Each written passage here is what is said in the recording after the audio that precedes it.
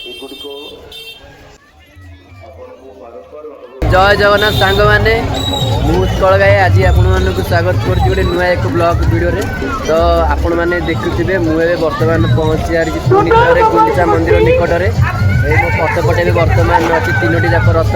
आज हूँ हेरा पंचमी हूँ महालक्ष्मी आज रागिकी आसवे महाप्रभु को रथ भांगे कहीं दिनटे कही 9 दिन आसिकी अच्छा से भी आन नी से रागर से रथ भांगे आसवे।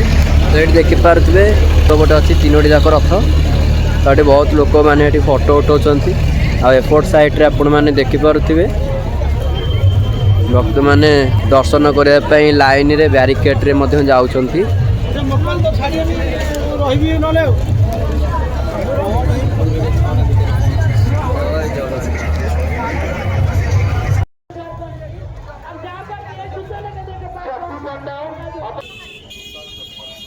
तो आपण मैंने जानते आसंता काली हूँ मंगलवार जहाँकि रथर दक्षिण मोड़ करपट दुआर तो आरपट द्वार को बुलिया बावड़ा दिन पुनर्वार टणा। तो एबे आमे चाहूँ जगन्नाथ मंदिर सामना को से जगार माहौलटा केमी अच्छी आपण मानक देखू। तो ये बर्तमान ये जगह तो वर्षा हो जाए आपण मैंने देखिपे सबुआड़े ओदा रास्त भी पानी अच्छी। आम जिते बड़े भी आसुचु तो ये जगार सबुबले वर्षा हो। तो आज आम बिना माइक रे वीडियो रिकॉर्डिंग करछु तो केमती कौन हो मतलब लगे अधिक साउंड हो नॉइज काटिया किसी ऑप्शन ना। तो देखा जाऊ कौन हो वीडियो को लाइक करदे कारण बहुत परिश्रम आम करूँ वर्षार आसुचु जा जगार दृश्य देखापी।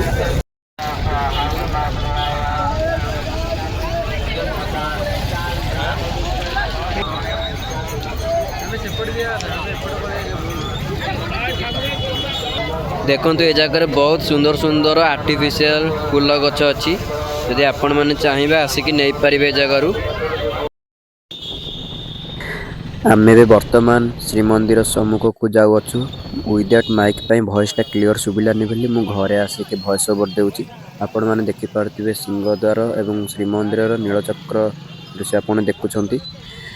तो वर्षा जेहेतु ए जगार लोकों संख्या कम अच्छी एवं जेहेतु आड़प मंडप महाप्रभु श्री जगन्नाथ भाई भौणी सहित विराजमान अच्छा तो से जगह अधिक लोकों संख्या अच्छी।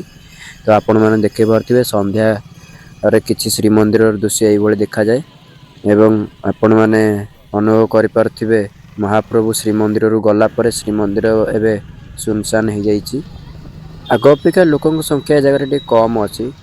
तो बर्तमान भी आम घर को जाऊँ जदि वीडियोटी आमर भल लगी थाए तो वीडियो को टिके लाइक करदे और चैनल को सब्सक्राइब करेंगे।